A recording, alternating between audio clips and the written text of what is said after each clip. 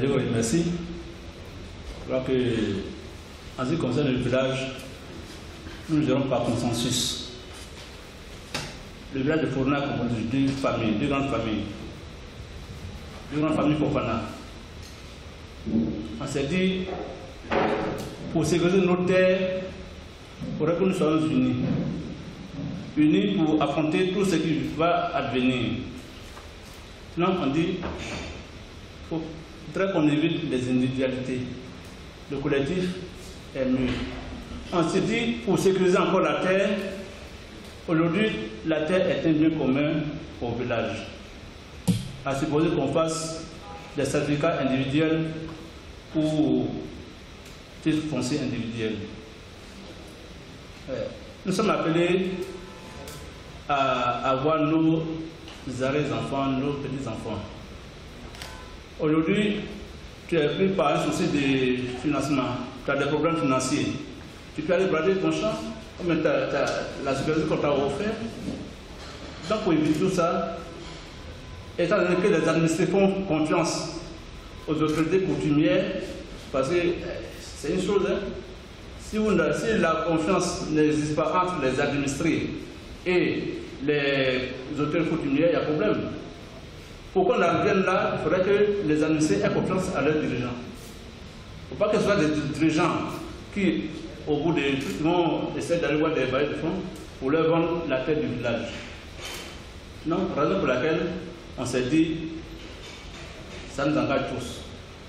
Donc, il ne faudrait pas qu'on morcelle pour dire, ça c'est peut-être telle famille ou tel individu. La raison pour laquelle, la raison fondamentale, c'est toujours sécuriser notre territoire. Donc, M.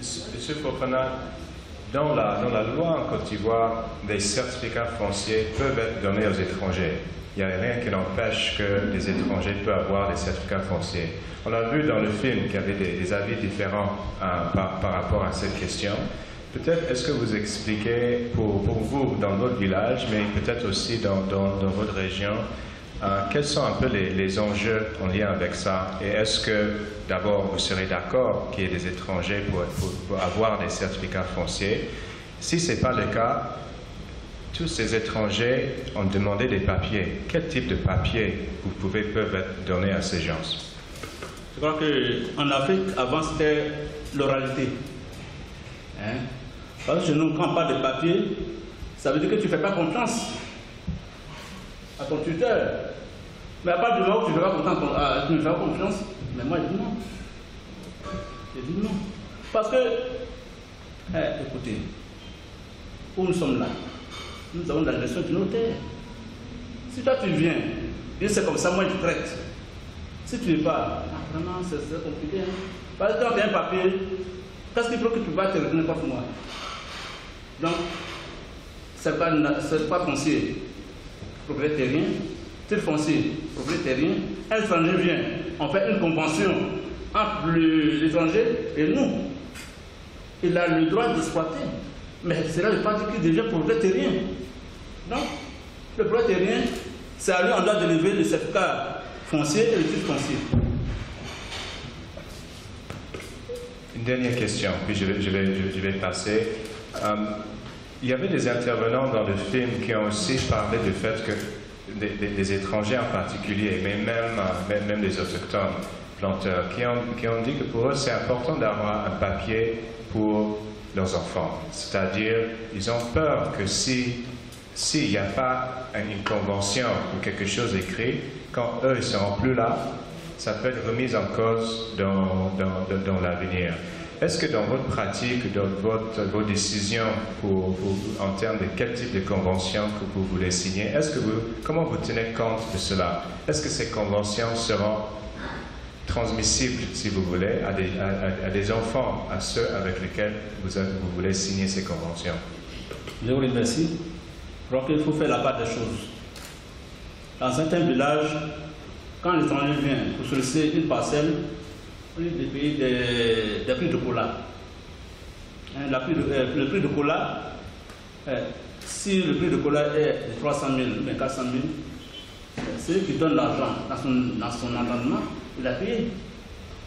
Or, à qui paie l'argent, ça n'a rien à voir avec la vente.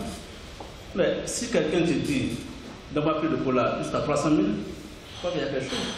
Mais chez nous à Corona, non, même pas 5 ans. Parce qu'on dit le jour qu'on aura besoin de ça, on a investi, on a besoin de nous faire. Parce qu'avant de venir, on te dit tout. On te dit que c'est comme ça chez nous. On ne te prend pas 5 francs, mais tu travailles.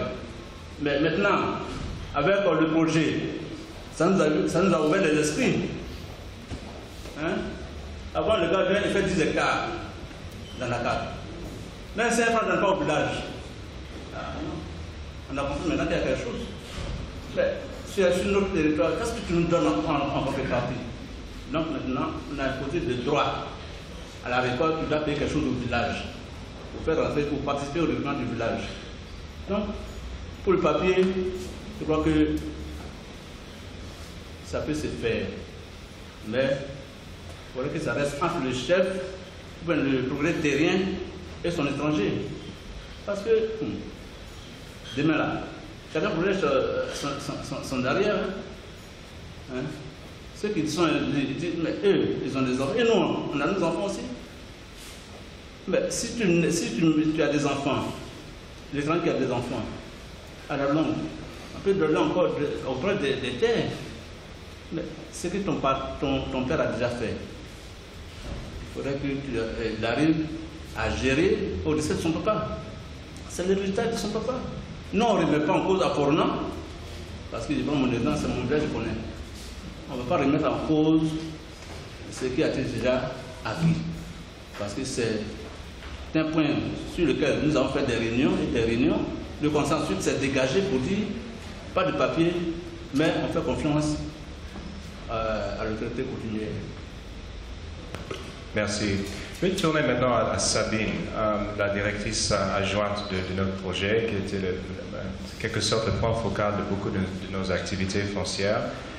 Sabine, on a longuement réfléchi en tant que projet, mais aussi avec les autorités, avec les autres, sur les modalités d'action qu'on a pu identifier, qui existent déjà sur le terrain et qui pourraient aussi exister.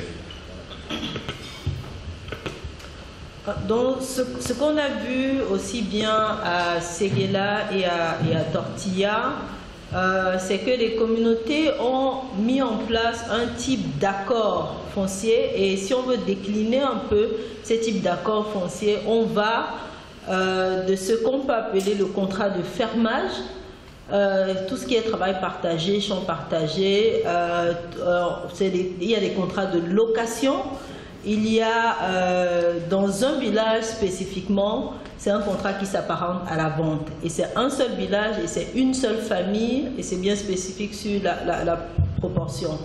Pour tous ces types de contrats qui sont faits, tous ces types d'accords qui sont faits avec les individus ou bien des familles particulières, c'est la chose la plus facile à gérer, parce que c'est ce qui s'apparente le plus à ce que je peux appeler les contrats de droit commun, aux accords, aux droits qui sont transmissibles par un contrat de location. Où la chose devient compliquée, c'est les accords collectifs. Il y a énormément d'accords collectifs. Quand un village ou le chef de village ou le chef de terre accueille des étrangers, dans l'imaginaire collectif, c'est très clair qu'on n'est pas en train d'accueillir une personne, on n'est pas en train d'accueillir une famille, mais on est en train d'accueillir un groupe de personnes qui est appelé à grandir. Et ça, c'est vraiment la forme de relation entre les communautés d'accueil et les communautés migrantes qui est la plus difficile. Et ça, je vais prendre deux exemples spécifiques. Un des villages Nyongonon qui, en accueillant leurs étrangers, comme ils le disent, planteurs de cacao, ils savaient et ils étaient préparés dans leur tête à un afflux de population. il savait que les 20 personnes qui sont arrivées au départ allaient se transformer en plus de 200-300 personnes qu'ils sont aujourd'hui. Donc ils le savaient et ils se sont préparés à cela. Et ils se sont préparés à cela comment? En identifiant des espaces d'installation de ces communautés étrangères dans leur village et en utilisant l'installation de ces communautaires pour obtenir des programmes de développement du gouvernement, principalement l'accès à l'électricité et la demande d'adjonction d'eau potable et de routes. Ces types d'accords ne peuvent pas ou seraient très difficiles à encadrer dans le cadre d'un contrat de location ou bien dans le cadre d'un contrat de vente des terres. C'est plutôt une convention collective d'installation des populations pour des activités spécifiques.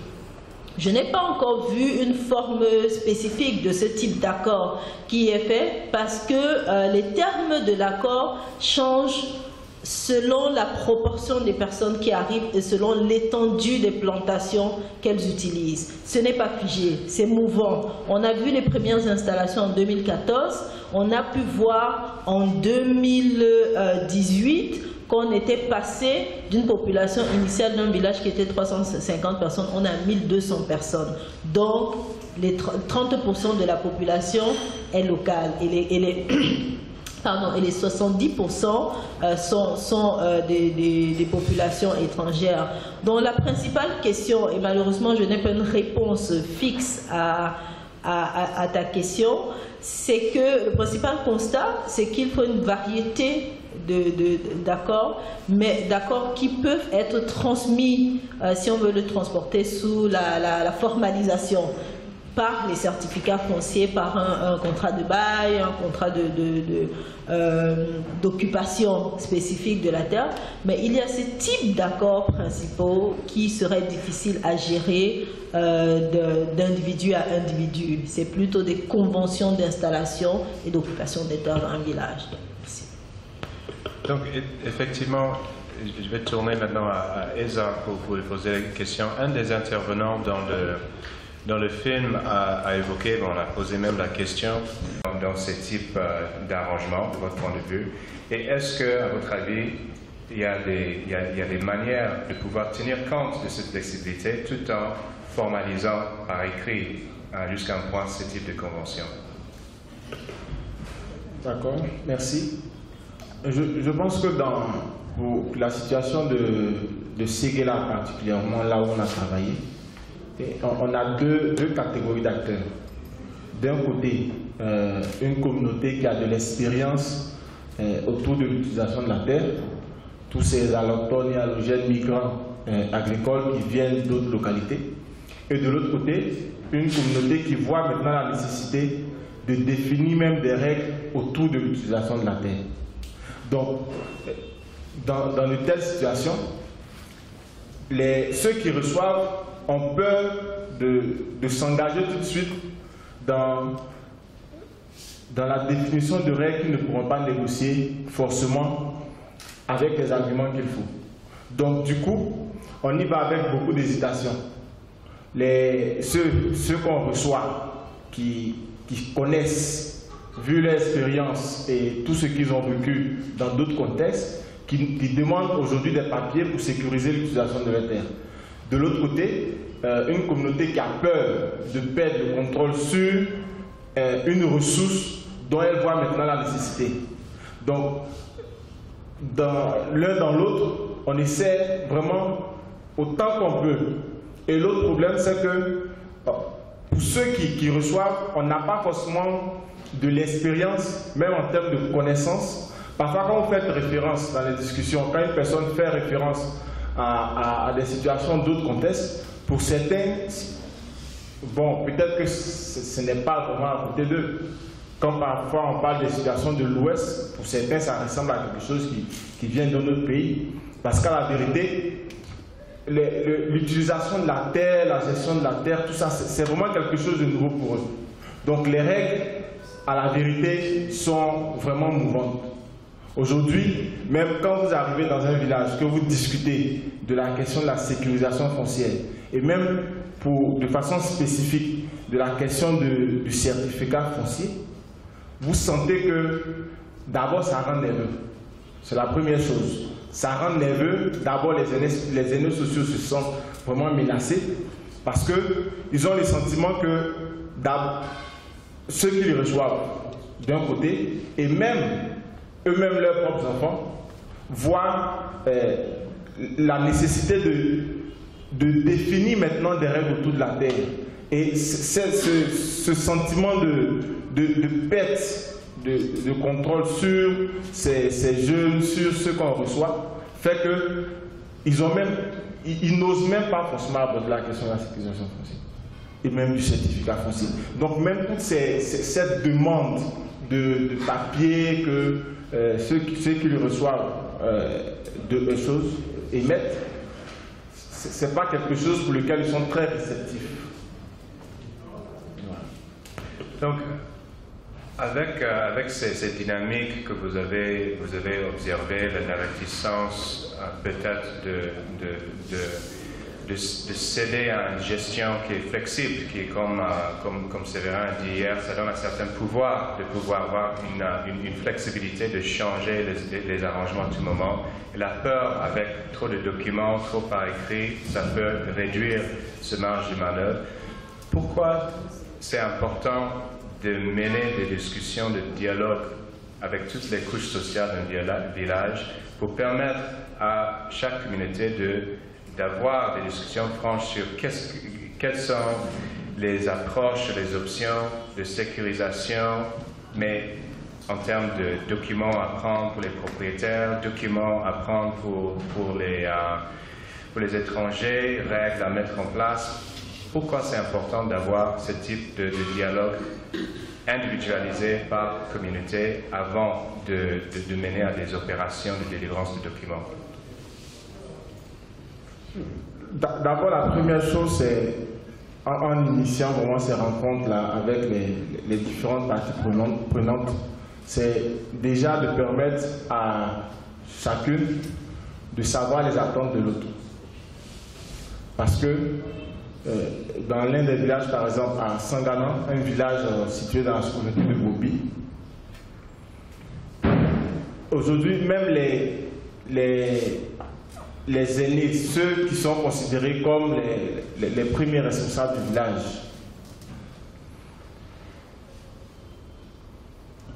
pour beaucoup de règles, certains même sont surpris de savoir qu'il y a de telles règles qui existent dans leur village.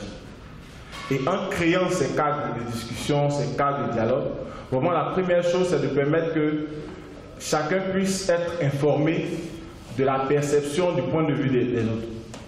Et après, une fois que chacun sait plus ou moins les attentes, les inquiétudes des uns et des autres, on essaie maintenant, à partir toujours par l'intermédiaire de ces cas de discussion-là, de créer de la confiance entre les différentes parties prenantes.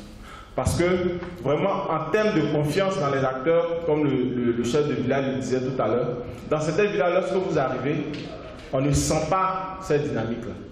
Mais dans d'autres, par contre, où la gestion des terres vraiment appartient aux familles, il y a cette crainte-là. Il y a ce sentiment de manque de confiance permanent entre les communautés, entre les leaders, entre les... Voilà, donc ça, tant qu'il n'y a pas d'espace où tout le monde peut exprimer son point de vue, où chacun peut exprimer ses ressentiments, on ne peut pas trouver le moyen de concilier les différentes positions et de trouver la façon de trouver de parvenir à des consensus pour vraiment garantir à chacun une utilisation durable et paisible vraiment de la ressource foncière. Merci Elsa. Je vais tourner maintenant vers Madame la directrice départementale pour peut-être changer de zone, changer un peu de perspective. Et pourquoi cette approche pour vous est intéressante et pourquoi peut-être s'il y a des inconvénients, ils sont lesquels?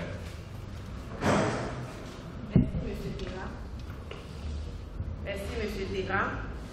Alors, concernant l'activité de clarification du droit foncier du planteur, D'abord, il y a eu plusieurs séances de sensibilisation de communautés par rapport à l'obtention de l'attestation de plantation.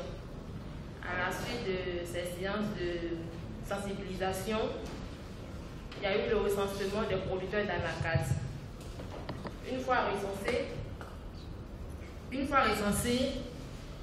un test qui est pris pour ne pas que nous, la direction, nous faisons les délimitations. Donc, le projet a formé les membres d'une société coopérative à l'utilisation des tablettes et des GPS qui ont permis de collecter des données sur le terrain. À la suite de la collecte des données sur le terrain qui a eu lieu dans 2 villages relativement à l'expérience, et les collectes de données ont eu lieu, les collectes de données ont été faites sur 2 semaines. À la suite des collectes de données, d'abord, à la suite des collectes de données, il y a eu l'élaboration des cartes des planteurs sur lesquelles sont portées les informations foncières, les informations relatives à l'identité du producteur, les informations relatives à sa spéculation, à la récolte, si la récolte est autoconsommée ou bien il y a une partie qui est vendue, à qui cette récolte est vendue. Ces cartes aussi contiennent les informations relatives à l'existence de contrats entre le planteur et le propriétaire terrien, au cas où ce planteur n'est pas propriétaire terrien, le propriétaire de la terre qui porte sa plantation, même si ce contrat il est écrit ou il est verbal, en tout cas ces informations sont portées sur ces cartes-là.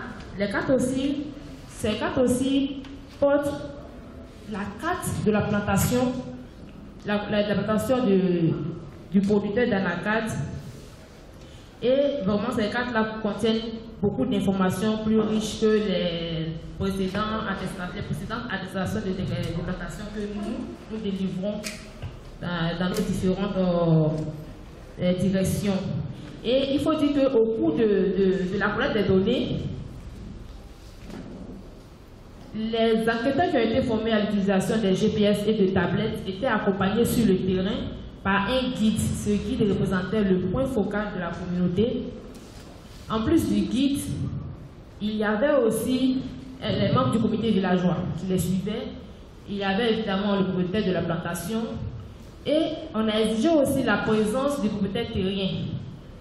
Parce que pour nous, sa présence pourrait justifier les informations données par le planteur sur le terrain.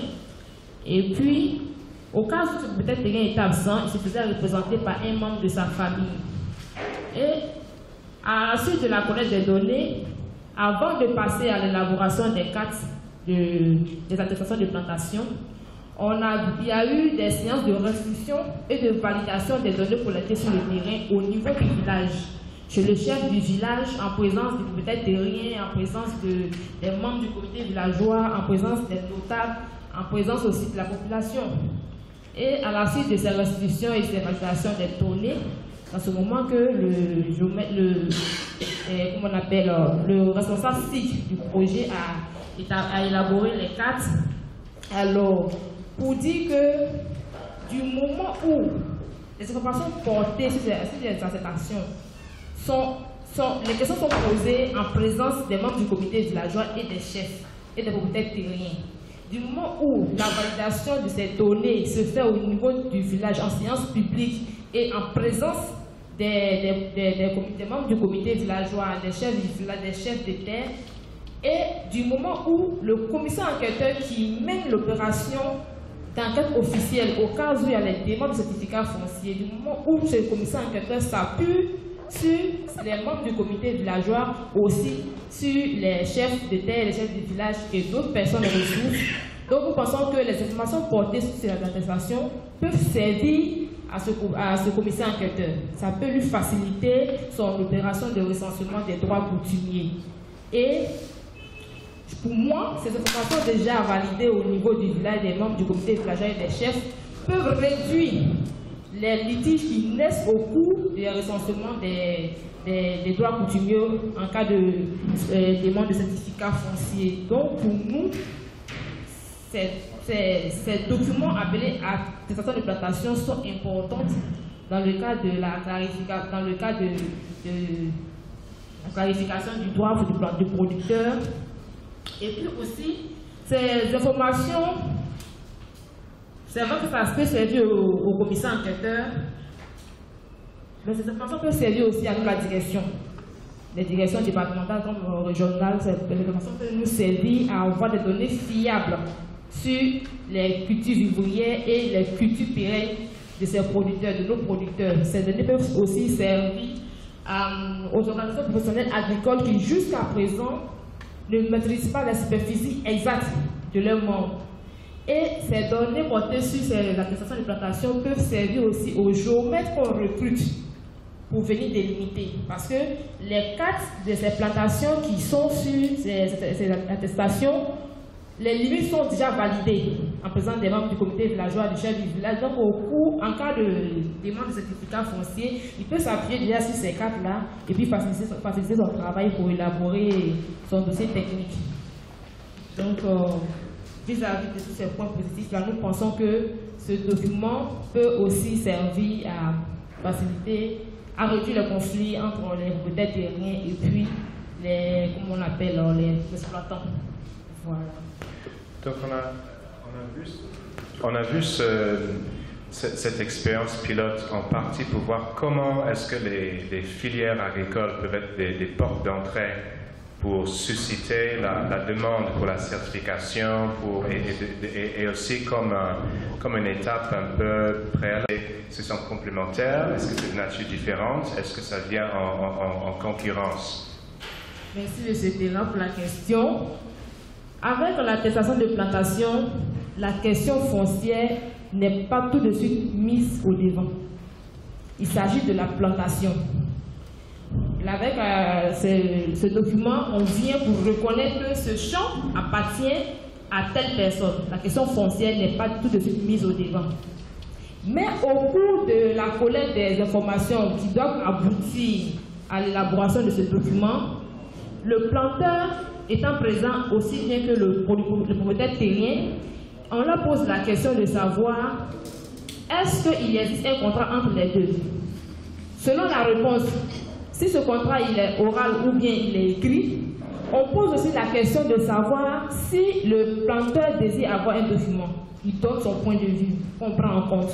On pose aussi la même question au propriétaire terrien de savoir est-ce qu'il est d'accord pour que ce dernier qui est le producteur peut demander un certificat foncier. Selon son point de vue, si les deux sont d'accord, le planteur veut un certificat foncier, le propriétaire terrien aussi veut bien lui accepter à ce que ce planteur fasse un certificat foncier. En ce moment, on prend ça en compte et les deux sont informés. Maintenant, au cas où le planteur veut un certificat foncier et que le propriétaire terrien n'est pas d'accord, tout de suite, les deux peuvent penser à faire un contrat écrit si ça n'existe pas. Un contrat écrit où tout est mentionné sur le document par rapport à la gestion éventuelle des conflits qui pourraient survenir. Parce que si tout est écrit avec le contrat physique, nous autres, nous pouvons intervenir.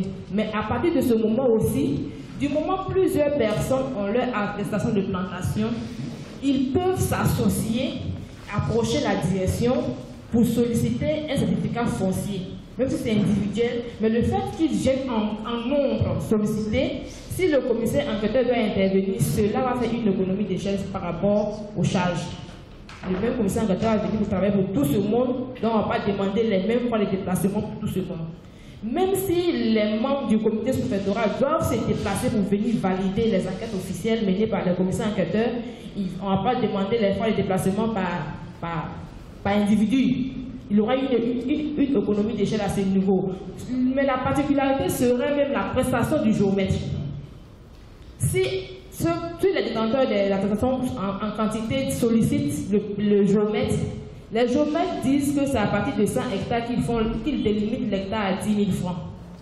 En deçà de cette superficie, ils délimitent entre 25 000 francs et 30 000. Alors si l'ensemble des personnes qui ont ce document ont un total de superficie supérieur mais égal à 100 hectares, déjà, ils ont la chance d'avoir un géomètre qui peut leur faire la prestation à 10 000. Et comme chacun va payer le géomètre en fonction de sa superficie, donc chaque planteur n'aura pas à dépenser un coût excessif pour avoir ce certificat foncier, au cas où vraiment il est le propriétaire. ou au cas où le propriétaire terrien aussi accepte à ce qu'il fasse son certificat foncier.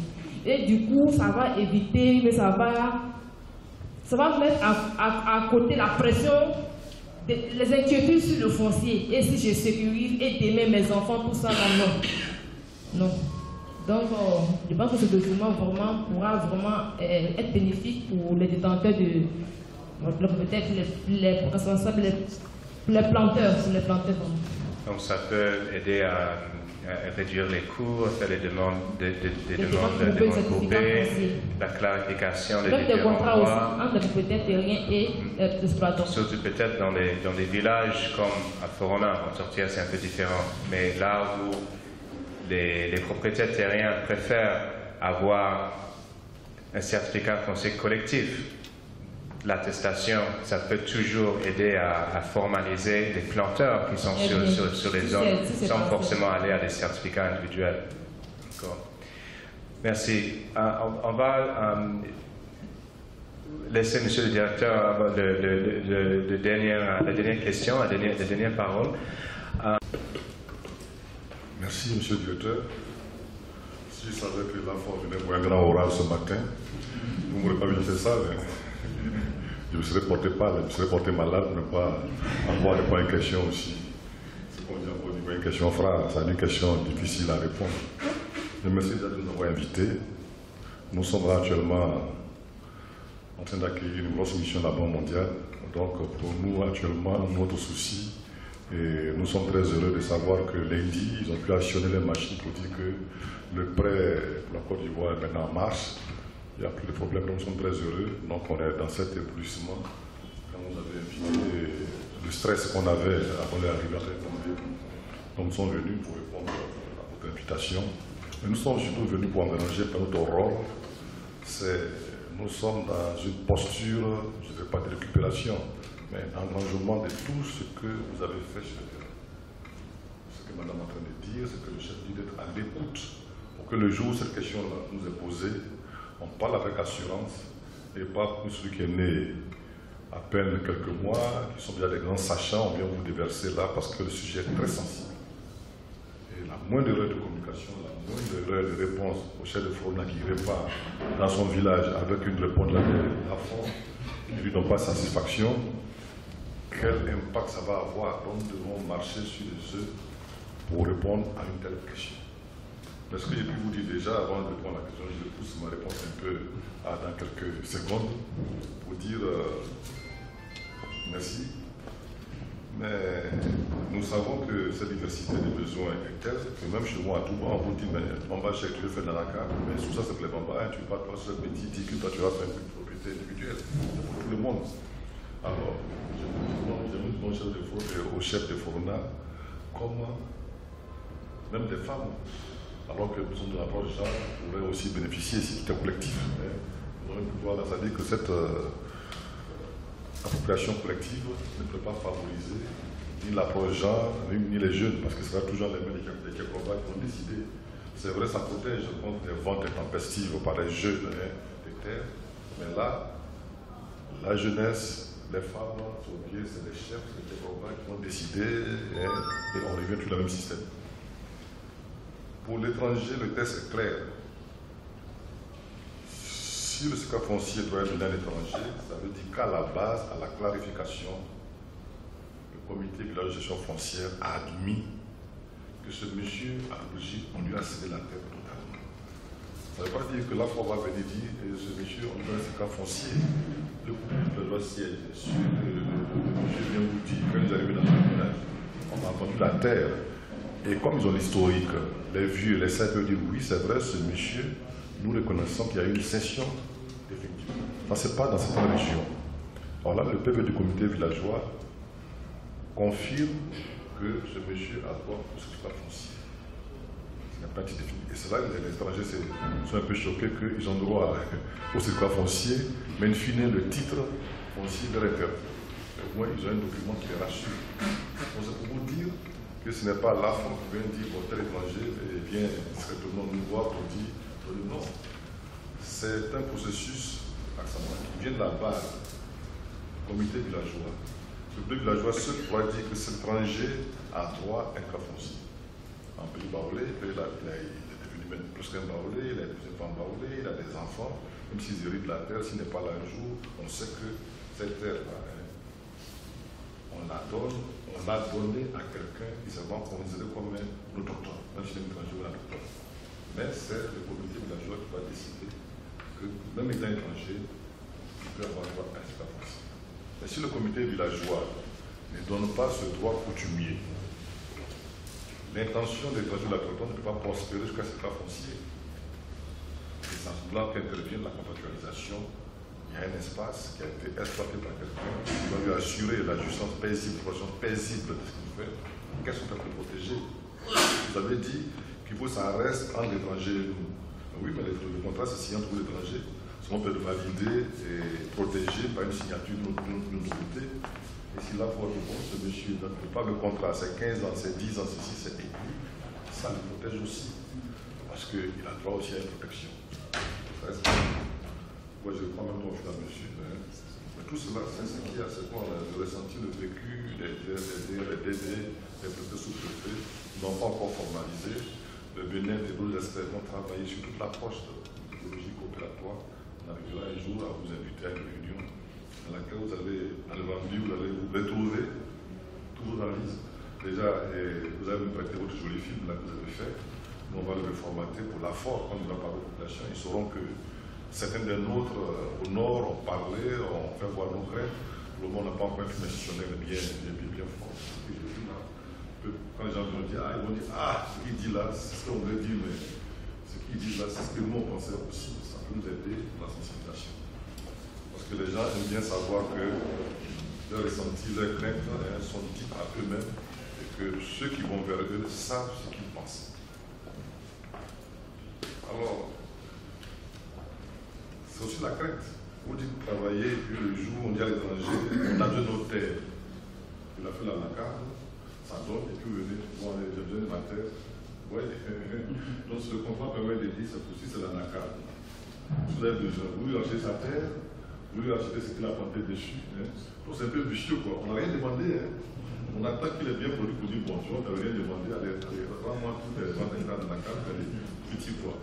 Bon, tout ça, ça fait des guerres. Vous voyez, quand on voit dans les régions où celui qui a exploité la terre sort son fusil, c'est que il s'engouche aussi. Il se sent roulé, il dit voilà, j'ai travaillé, j'ai participé au funérailles, quand il y a un petit peu chaud, et vous l'amenez là, il y a quelques mots, envoyez le bouton, mais on va la mettre. C'est ça, hein. Donc on voit des gens qui pendant 10-15 ans sont venus, ont contribué au village, on dit il y a le ministre qui arrive dans le village, toi donne-nous au moins 100 000 francs, il participe, il fait son petit décompte, et puis on lui dit que non, la tête est rien, et voilà. Tout ça que les conflits, donc pour assurer la coexistence pacifique. Il faut qu'il n'y ait pas un embryon de sécurisation. On doit venir ensemble avec vous, mais sans vous déposséder. Donc, les cartes dont on parle, nous sommes réfléchis sur ces cartes, et madame a raison. Madame, pourquoi il n'y a pas d'engouement? Mais moi, je vous dis qu'il ne faut pas qu'on se leurre.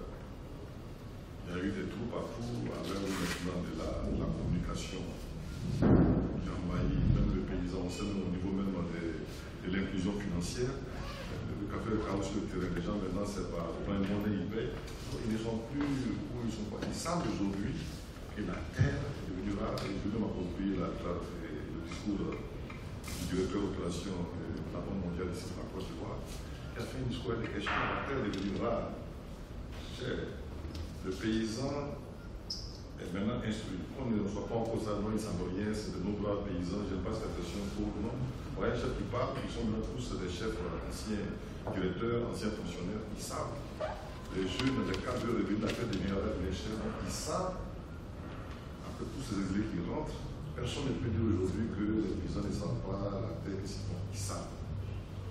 Donc cette peur dont on parle, quelle approche? Est-ce que en ne signant rien, en n'ont pas cette explication du protégé, qu'est-ce qui me protège? Est-ce le sans-papier, la période où me protège?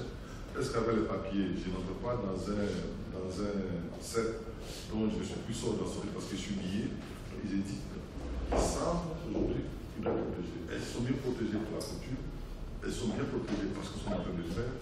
C'est là que l'application doit agir, voici la voie. Si on ne réussit pas ça, vous ce soit dit non, non, non, on ne signe rien, on veut du collectif, ça nous protège mieux, on ne veut pas donner, parce que là, vous hésitez.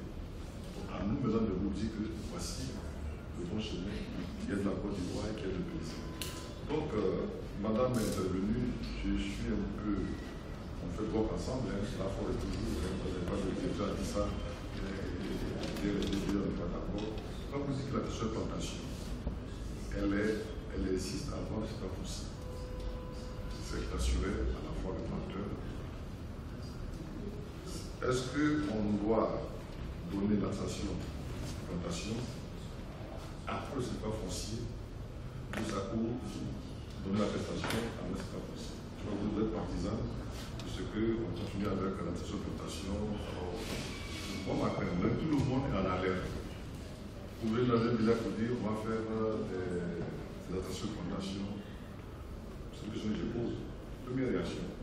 Vous venez et votre souci, c'est de vous occuper des gens qui sont sous plantation. Ce n'est pas une façon de pouvoir consolider leurs droits.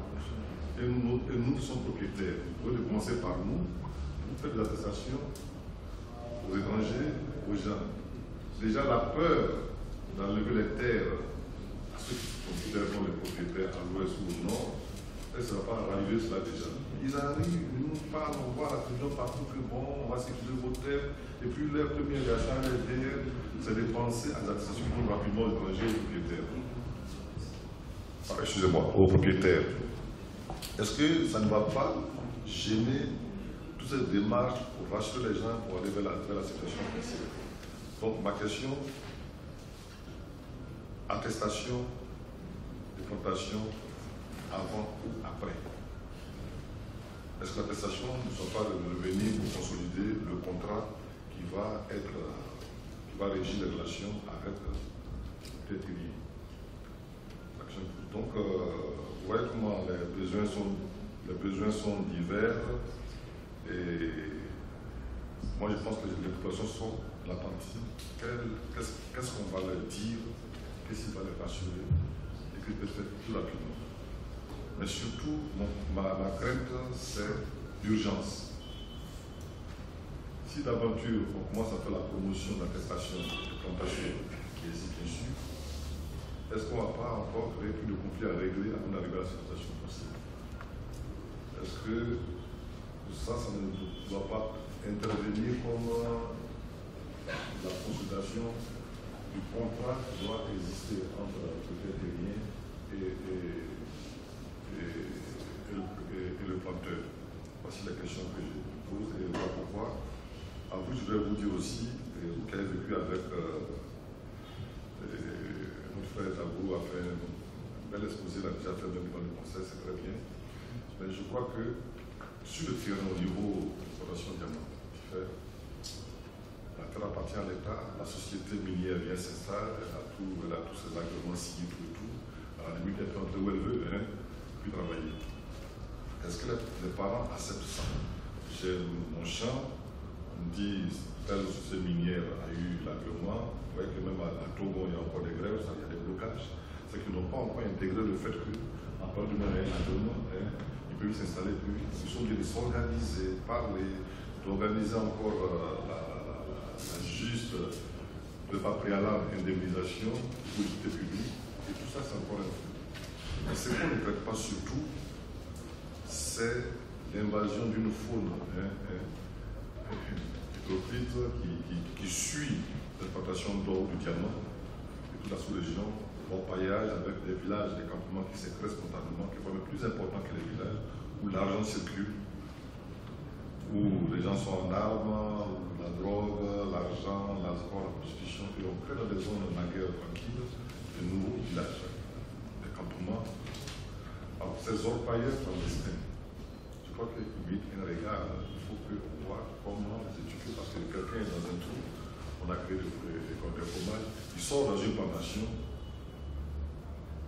Au départ, le propriétaire pense que c'est une aubaine. Ah, dans mon champ, il y a de l'or, puisque les orpailleurs sont sortis. La nuit, ils traitent. Quand le sous-préfet, sans les chefs, il dit bon, si tu gagnes un peu d'or, tu m'en donnes. Demain, ils ne s'entendent pas, ça embrase le village. Ou bien demain, il est menacé de mort, il s'en va. Alors, est-ce qu'il n'y a pas une approche par rapport à cet orpaillage du clandestin? On va envoyer les gendarmes, on on va casser les campements, les massacres, ils reviennent. Et ils sont une grande gêne pour les sociétés minières, une grande gêne pour le corps électoral et la sécurisation de ces zones. Dans l'exploitation, même dans tout ce processus de situation foncière qu'on mène, il y a des zones où tout ça fragilisé, tout ce qu'on appelle construire. Cette situation foncière peut être bousillée totalement par l'opalage, parce qu'à ce niveau maintenant, pas plus à des lois, il y a de l'argent passif. Même la chefferie traditionnelle se met à genoux. On ne tient plus, on ne sait plus, est-ce que la loi, est-ce que la situation foncière, ce qu'on a dit. Et là, je pense que, ça c'est pas où je le fais, il y a une réflexion commune par rapport à ces zones très sensibles. Voici un peu la contribution. Donc, je n'ai pas répondu à vos questions, je vais vraiment fort, qu'on a à fond. C'est tout ça qu'on doit intégrer, puis un jour, d'ici 2 mois, 1 mois, on est traqué, hein. Il y a Madame Jutel qui nous traque pour aller dans son approche, il y a Audace, il y a Oasis, il y a plein d'approches. Comment on évite tout ça, on a réussi à sortir la France maintenant. Et vous aussi, bientôt vous invite à venir ici, au champ une approche ensemble, même pour des régions bien ciblées, parce que les approches ne peuvent pas être globales, merci beaucoup, j'espère que j'ai contribué à quelque chose et à cette réflexion. Je vous remercie. Je dois aussi, si vous permettez, mon adjoint m'appelle pour pouvoir se retirer parce qu'on n'a pas fini la vente. Même quand ils sont là, on sait qu'ils vont nous retomber dessus à bras raccourcis. On va préparer l'union pour 15h30, donc on sera peut-être parti. On est encore un peu avec vous. D'accord. Donc, avant que vous partiez, merci beaucoup, monsieur le directeur. Je veux, avant d'ouvrir la discussion, dire sur une de vos questions que vous avez posées qui était assez pertinente et très importante. Le côté mine, bon, là on a échangé sur ça ce matin, mais il y a une question, je pense, qui est assez importante que vous avez posée par rapport à l'attestation avant certificat foncier ou certificat avant l'attestation. D'autres termes, parce que l'attestation, on est en train de le traiter ici comme une forme de clarification, une forme de contrat, une forme de convention, et on sait que ça c'est une question qui revient toujours. Il y a un point de vue qui se dit que non, il faut commencer par la terre d'abord, et puis les utilisateurs après. Voilà. Et puis il y a aussi une autre perspective qui peut dire que les utilisateurs, c'est la porte d'entrée pour parler de la terre. Comme peut-être la terre, parler de ça de prime abord, ça peut créer des réticences. Mais bon, j'aimerais que Madame la directrice, je pense que la question vous a été surtout adressée. Quel est votre point de vue par rapport à cela? Alors, merci Monsieur Théra. Je pense que nous avons mené la petite expérience de l'attestation de plantation par rapport à son incitation à la certification foncière. Pourquoi? Depuis hier, nous avons vu des capsules, des vidéos, on a aussi écouté les interventions. Par rapport à la question du certificat foncier, il y a des zones qui sont très favorables à ce qu'on leur délivre ce certificat foncier. Par contre, il y a des zones qui ne sont pas du tout même réceptives même à ce dossier. Pour ces zones, qu'est-ce qu'il faut faire? D'où la réflexion. Et durant la réflexion, on s'est dit, mais est-ce que l'obtention de ce document qui est la certification de plantation ne peut pas inciter à la certification foncière? Nous avons mené l'expérience. Il y a certains détenteurs de ce document qui sont là. Dans la zone, ce n'est qu'un seul village, dans la zone de Tortilla, ce n'est qu'un seul village même qui est très loin de la zone de Diamant qui sollicite un certificat foncier chez moi. Mais suite à cette petite expérience, ils ne cessent de m'appeler pour avoir une idée du coût du certificat foncier. Et ils ont dit, pour le moment, nous ne sommes pas en possession de ces attestations, mais dès que nous l'aurons, on viendra vers vous, Madame la directrice, pour que vous voyez comment est-ce que vous pouvez nous aider à avoir nos documents. Mais en même temps, je sais très bien que parmi eux, ils sont en tout cas 102 personnes. Il y a certains dont les propriétaires terriens, il y a un qui est présent, ont accepté à ce qu'ils fassent ces documents. En même temps, il y a d'autres qui disent non, on ne veut pas, mais quand même, on reconnaît qu'ils ont un petit terrain dessus, c'est pour eux, c'est pour la génération future. D'où, à partir du document, on peut essayer de formaliser ce contrat. Généralement, les contrats, c'est des contrats vraiment verbaux. Hein. Donc, on peut essayer, à partir de ce document-là, de collecter sur le terrain, on peut essayer de faire des contrats formels qui lient ces exploitants aux propriétaires terriens. Donc, quant à la question du patron de savoir si c'est avant ou après, je pense que c'est selon la tendance sur le terrain, on fait le choix. Où la zone est favorable, le certificat foncier, c'est la priorité, c'est l'idéal même pour l'État. On fait. Mais où on pense qu'en allant aborder cette question, ça va créer plus de tensions que de résoudre, je pense qu'on s'oriente vers ce document qui sera, comme M. Terra l'a dit, une porte d'entrée, et puis au fur et à mesure, avec eux-mêmes les motivations, ils vont demander le certificat foncier. Pour la petite expérience aussi que nous avons vécue à Tortilla, les premiers détenteurs de ces documents ont émis ce souhait. Même hier, ceux qui les représentent encore m'ont abordé à l'hôtel. Ils m'ont dit, ils veulent saisir le mot de M. Vallée, qui hier, il disait, avant de poser une très belle question, vous avez dit, s'il y avait un DPTDA 3, ils ont dit que vraiment leur souhait est qu'il y ait un DPTDA 3 pour les appuyer à avoir un certificat foncier sur les terres que portent les plantations. Même si ce projet DPTDA 3 peut prendre seulement en charge la prestation du géomètre, de l'opérateur technique agréé. Eux, ils s'en chargent des efforts de déplacement du commissaire enquêteur et de la commission sous-préfectorale qui valide les enquêtes officielles. Il y a d'autres aussi qui ont dit, nous avons été délimités. On ne veut pas cette question de certificat foncier individuel, mais on souhaiterait quand même un appui dans un autre projet de PTDA 3, par exemple, qui va nous permettre d'avoir des certificats fonciers collectifs. Et pour le versemment, le reste, on va gérer. Donc, vous voyez que ce document déjà a incité à cette certification foncière. Donc, c'est simultanément selon la réalité du terrain. Merci. Merci beaucoup. Je pense qu'on va prendre quelques questions, puis dans les réponses, chef, vous voulez, avant les questions, quelque chose? Le patron est là. Ok, oui, profitez de ça. Le directeur, parce que nous, on est inquiets. On est inquiets. La terre, nous sommes dans une zone diamantifère. La plupart de nos terres ont été exploitées. Aujourd'hui, on a un problème. Pour les réhabiliter, il faut des coûts de milliards. Mais le peu de terre qui nous reste, c'est notre inquiétude. C'est notre inquiétude. Donc, tout ce qu'on dit là, c'est l'inquiétude, c'est la peur de perdre nos terres.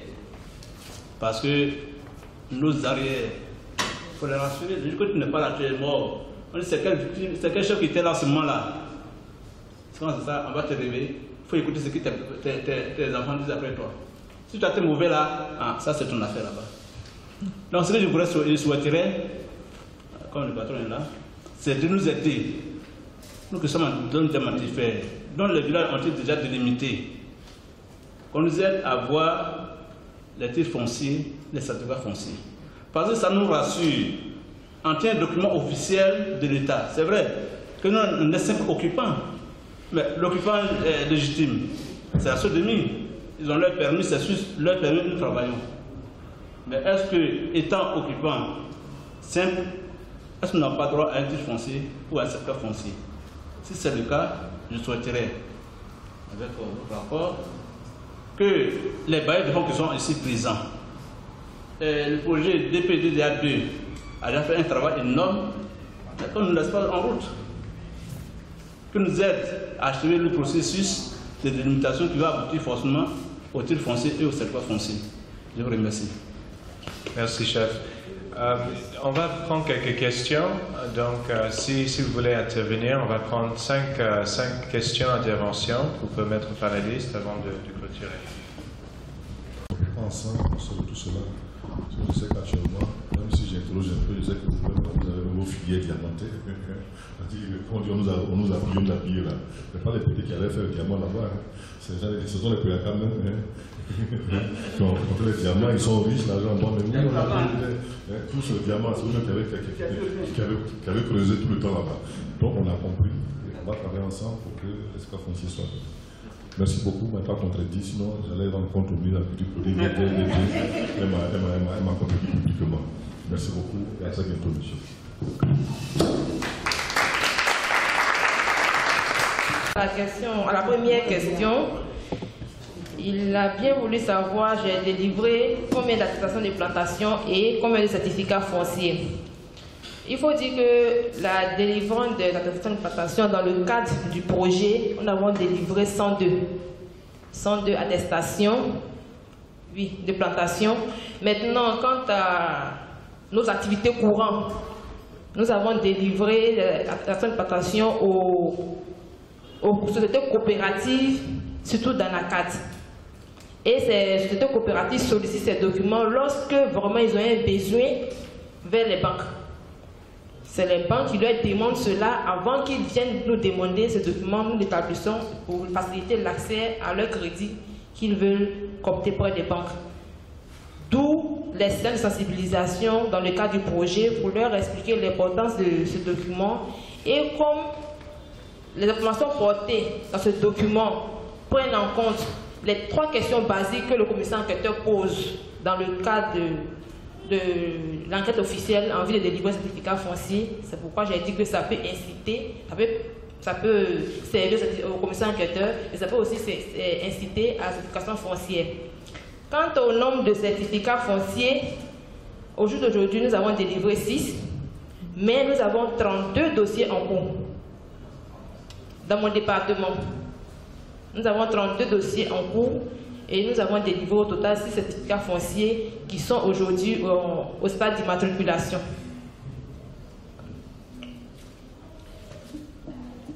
Alors, quant à la question de monsieur de Oasis, si je me trompe, il a demandé s'il n'y aura pas de confusion entre attestation de plantation et certificat foncier. Et c'est pas, il avait voulu vous présenter une copie. Il est mentionné au-dessous que ce document ne sert en nullement, ne sert pas de certificat foncier, c'est mentionné. Donc, il ne faut pas faire la confusion entre certificat foncier et l'attestation. Merci. Et peut-être juste au-delà de ce qui est sur le document, est-ce que dans comment est-ce que vous avez expliqué? Au cours de l'explication, je pense qu'ils ont bien perçu la différence. C'est pourquoi, avant même d'obtenir ces documents appelés attestation de plantation, ils ont commencé eux-mêmes à dire, lorsqu'on sera en possession, on viendra vous voir pour voir dans quelle mesure on peut obtenir un certificat foncier à moindre coût. Donc, je pense qu'avec la sensibilisation, ils ont perçu la différence. Parce que nous avons dit que ce document ne signifie seulement que c'est la plantation qui vous appartient. Ça ne veut pas dire que la terre qui porte les plantations vous appartient. Et on a aussi posé la question devant en séance publique au propriétaire terrien qui leur a permis d'avoir ces plantations sur la parcelle. On a posé la question, lui-même il reconnaît que ce n'est pas pour lui, il reconnaît que c'est pour telle personne, et la personne aussi dit je suis d'accord ou pas à ce qu'il fasse ce document.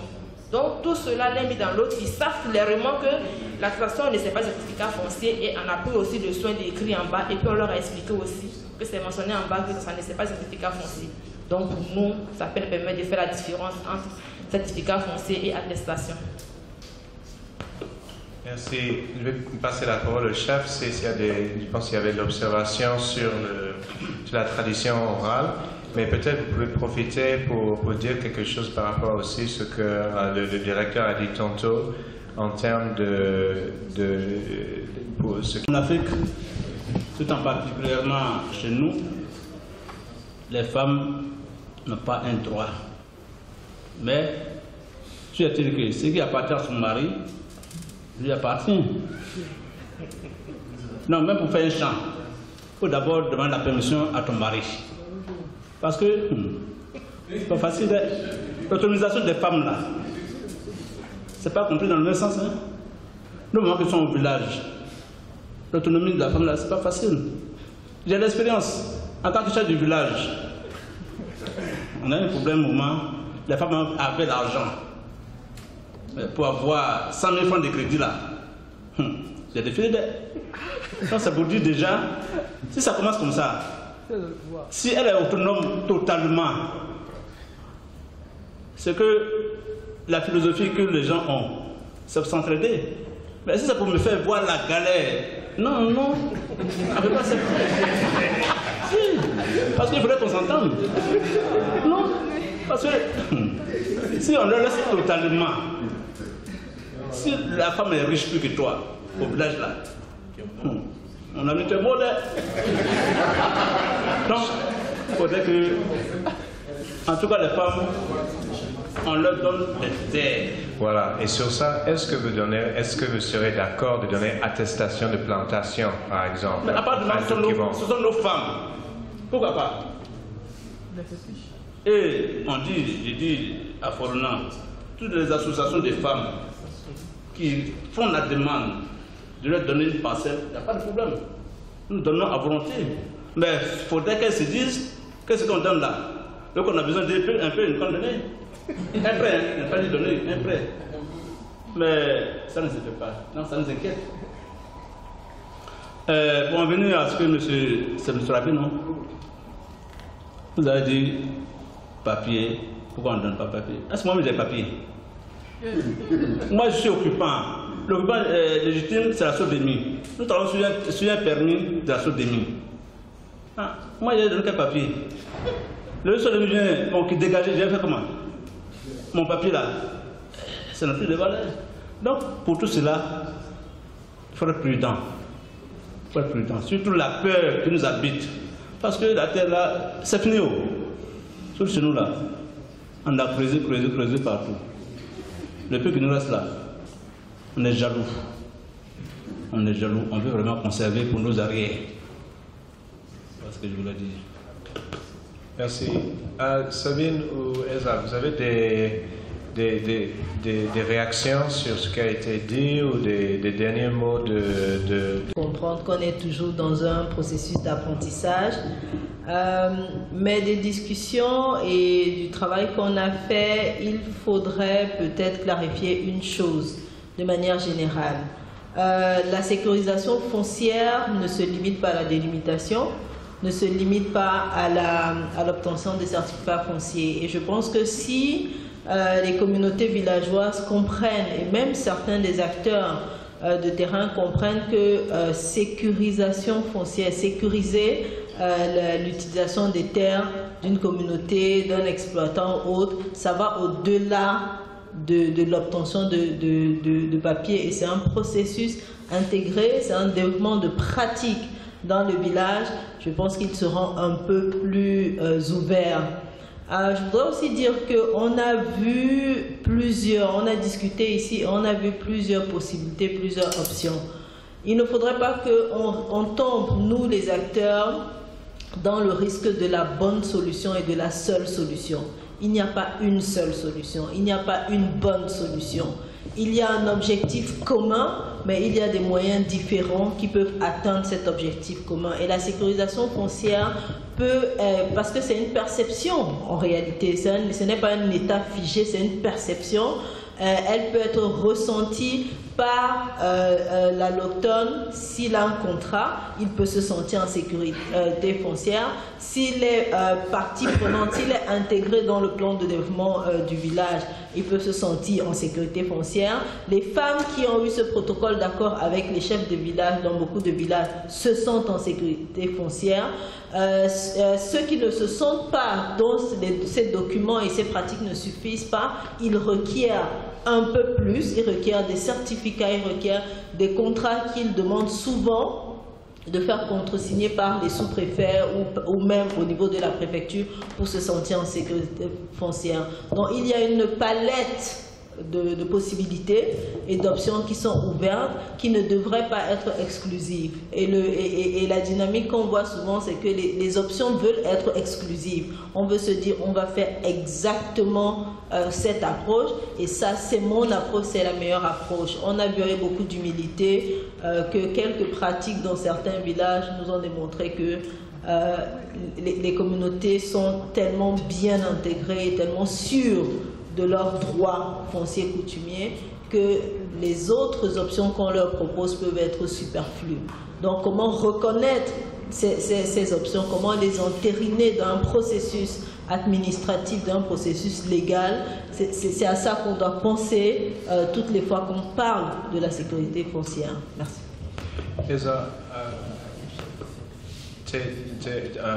Tes contributions aussi sont les bienvenues, mais peut-être rebondir un peu sur ce que Sabine a dit en termes de que ce soit la sécurisation foncière en tant que processus et pas résultat.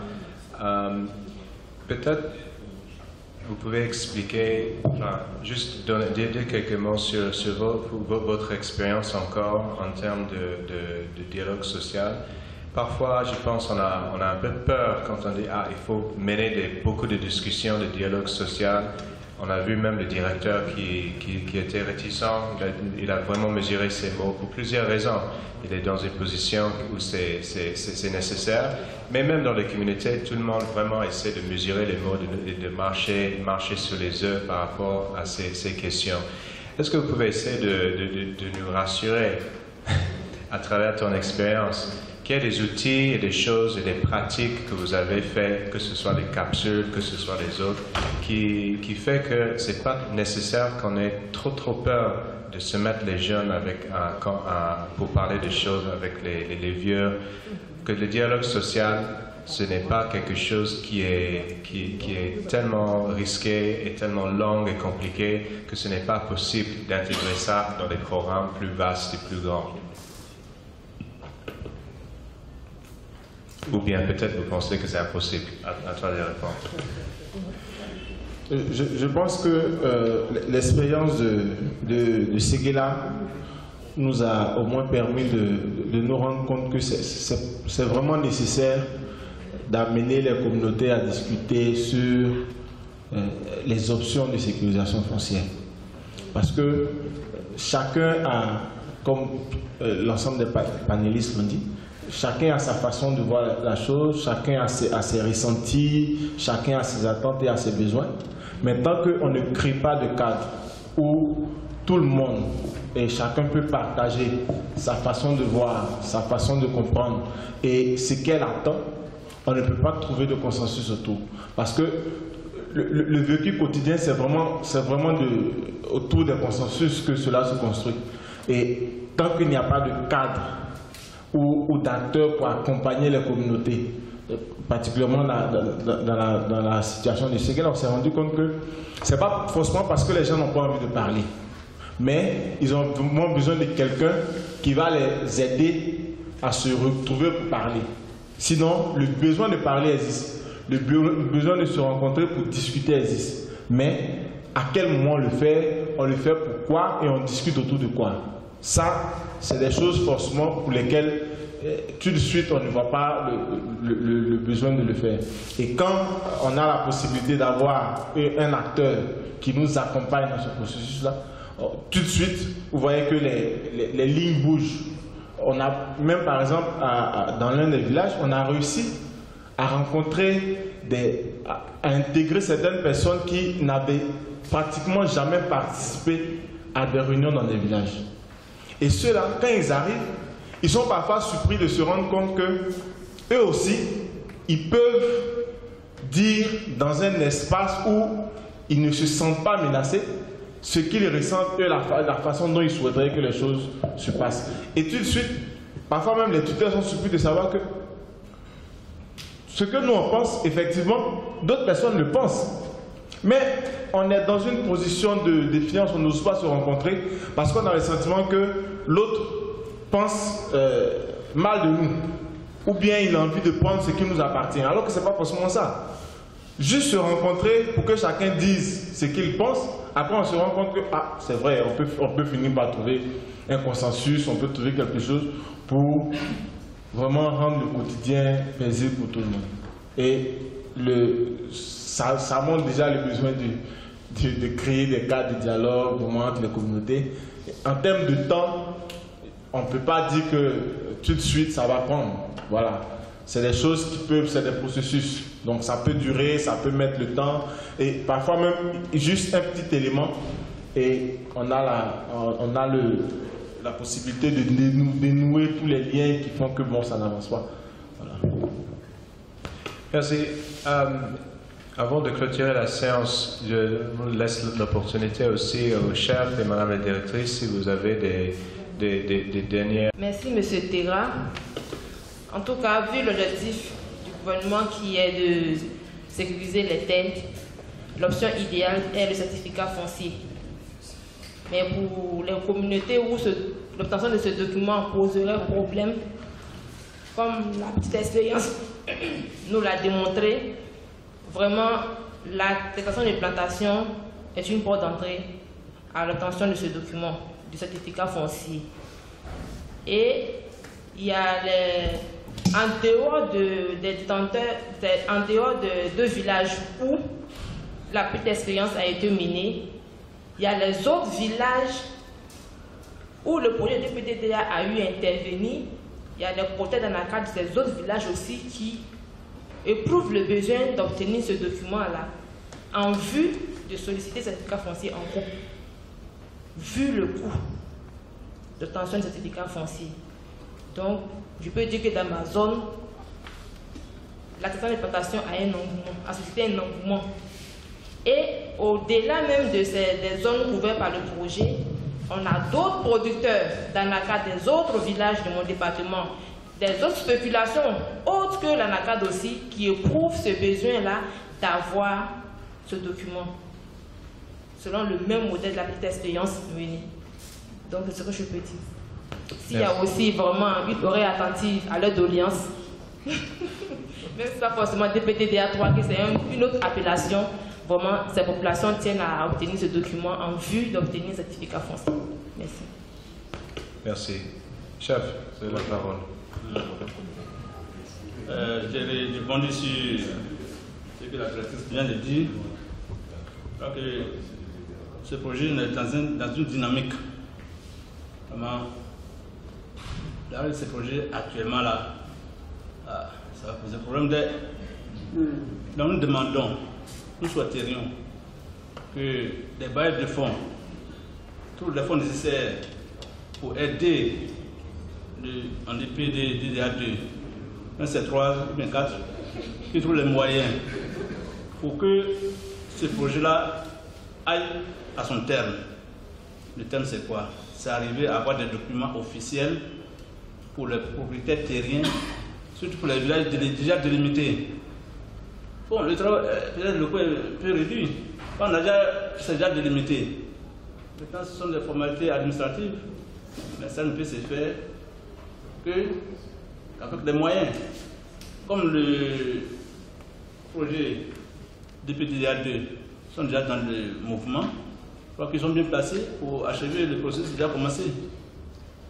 Je souhaiterais, c'est un cri de cœur pour toutes les zones diamantifères qui ont profité de ces projets pour que vraiment ce projet aille jusqu'à son terme. Je vous remercie.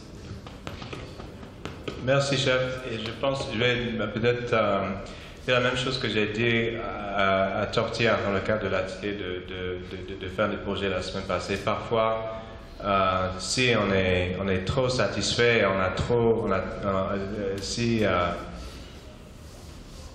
si on a trop mangé, on a bu jusqu'à ce que tout est OK, on peut juste s'asseoir et attendre. Parfois, avoir un peu de soif, un peu de faim, ça nous motive de continuer et toutes les démarches qu'on a commencé, les poser des actes, effectivement, nous espérons que ça va aboutir. Mais avant de clôturer, j'aimerais dire quelque chose vraiment tout simple. Je voudrais vous lire la définition de la sécurisation foncière d'Ivoire. Juste comme rappel de tout ce qu'on vient d'échanger dessus ici, et aussi comme rappel que la sécurisation, ça va au-delà de la certification et autres. Donc, la sécurisation foncière est définie comme l'ensemble des processus, actions et mesures de toute nature visant à permettre à l'utilisateur et aux détenteurs de terres rurales de mener efficacement leurs activités productrices en le protégeant contre toute contestation ou trouble de jouissance. Cette conception large vise à souligner le nécessaire équilibre à établir en matière de sécurisation foncière entre légalité foncière et légitimité foncière. Je pense que ça résume en grande partie ce qu'on essaie d'approfondir dans le cadre de cette séance de travail. D'abord que la sécurisation foncière, c'est un processus, le dialogue social qui est nécessaire autour. Il y a des actions et des mesures qui sont de différentes natures, qui nécessitent des approches différentes selon les différents besoins. Et que ce n'est pas forcément un seul papier qui est nécessaire pour tout résoudre, mais également ce concept que, au-delà de ce qui est prévu par la loi, ce qui est très important, ça doit être équilibré avec ce qui était perçu par légitime, par les populations, par ceux qui sont sur place. Donc trouver ce juste équilibre entre ces deux aspects, c'est quelque chose que nous avons essayé en tant que projet de promouvoir dans la réflexion, et c'est ce qu'on a pu débattre et échanger dessus aujourd'hui. Donc je remercie beaucoup les panélistes pour leur contribution. Je remercie aussi les contributions des uns et des autres, et je pense que le moment est venu pour passer à table. Enfin. Donc, à bientôt. Merci.